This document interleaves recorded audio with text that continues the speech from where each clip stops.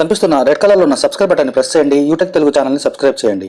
పక్కనే ఉన్న bell icon press చేయండి. అందరికంటే ముందు లేటెస్ట్ వీడియోస్ని చూడండి. ఫ్రెండ్స్, మనం సాధారణంగా కొత్త సిమ్ కార్డ్ కొనేటప్పుడు మన పూర్తి వివరాలు ఇవ్వాల్సి వస్తుంది. మన ఆధార్ కార్డ్తో సహా మన ప్రూఫ్స్ అన్ని ఇవ్వాల్సి వస్తుంది.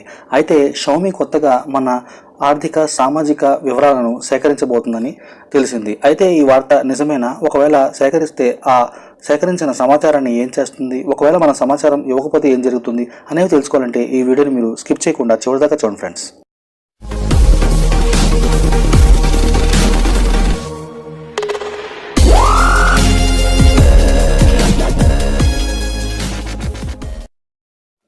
అవును ఫ్రెండ్స్, మీరు విన్నది నిజమే. షామీ త్వరలో అంటే జూన్ 25వ తారీఖు నుండి మన ఆర్థిక సామాజిక వివరాలను సేకరించబోతుంది.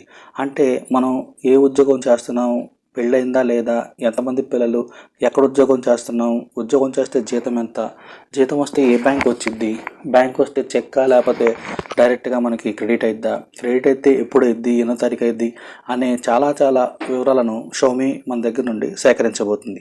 అది కూడా జూన్ 25వ తారీఖు నుండి మొదలవుతుందంట. అయితే మనం అనుకోవచ్చు, ఓకే సేకరిస్తే మన వివరాలు ఇవ్వకుండా మనం ఆపేస్తే ఏమైంది, వాటిని మనం ఎలా చేయకపోతే ఏమైంది అని చెప్పి అనుకుంటాం. అయితే మనం ఒకవేళ మన వివరాలు అడిగినప్పుడు మనం ఆ వివరాలని మనం ఇవ్వడానికి నిరాకరిస్తే కనుక షామీ యొక్క ఫోను పనిచేయటం ఆగిపోద్ది అనమాట.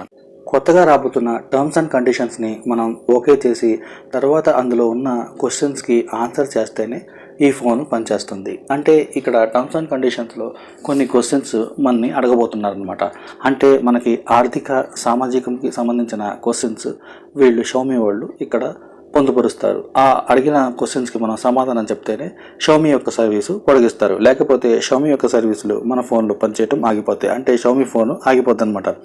సో మనకు సంబంధించిన ఆర్థిక వివరాలంటే మన జీతం ఎంత, ఎన్నో తారీఖు జీతం వచ్చింది, ఏ బ్యాంకులో వచ్చింది, మనం ఎక్కడ పనిచేస్తున్నాం, ఎంతకాలం నుండి పనిచేస్తున్నాం అనే వివరాలన్నీ మనం షామీకి కంపల్సరీగా అందివ్వాలన్నమాట. ఒకవేళ మనం గవర్నమెంట్ జాబా, ప్రైవేట్ జాబా అనే వివరాలు కూడా అందివ్వాలి. ఒకవేళ మనం బ్యాంకులో జీతం రాలేకపోతే కనుక బ్యాంకులో రావట్లేదని, లేకపోతే మనం ఏమన్నా బిజినెస్ చేస్తుంటే బిజినెస్ అని, మనం ఏం చేస్తే ఆ వివరాలు షామీకి అందించాలి.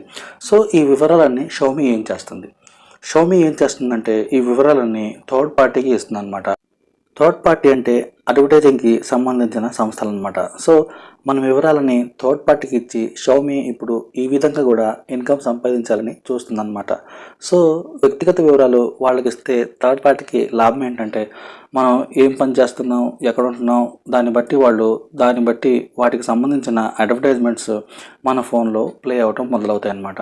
సో ఈ వివరాలన్నీ సేకరించి వారి సామాజిక ఆర్థిక స్తోమతలను పరిస్థితులను బట్టి వారి ఫోన్లో వారికి సంబంధించిన అడ్వర్టైజ్మెంట్లు ప్లే అవటం మొదలవుతాయి అనమాట. సో దీని గురించి షామీ మన పర్సనల్ డీటెయిల్స్ కలెక్ట్ చేయటం మొదలుపెట్టింది.